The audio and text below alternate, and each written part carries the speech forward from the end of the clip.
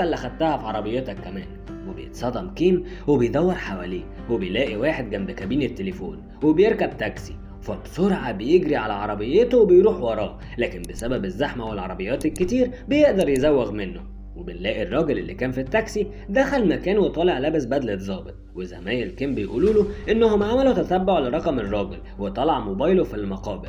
وبيفضل يجي لكيم مكالمات تهديد كل شويه، وحد بيقول له ان هو هيفضحه وانه لازم يقول له جثه الراجل فين. ومره واحده بيدخل عليهم الراجل اللي شافه كيم في التاكسي وبينزل ضرب في كيم بدون مبرر، وبعدها بيقول لهم سوري يا جماعه، كان قصدي واحد تاني والله معلش. وزمايله بيقولوا له ده الظابط بارك اللي خرجك من موضوع الرشوه.